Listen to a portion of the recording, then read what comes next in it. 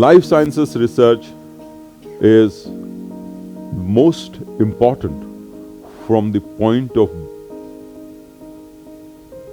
giving value to life. Life science is not about study of living beings or study of life.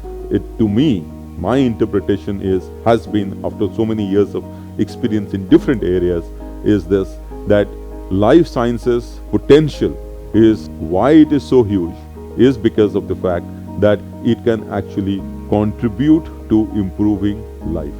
The work of extracting value for use in the society is an act of valor itself.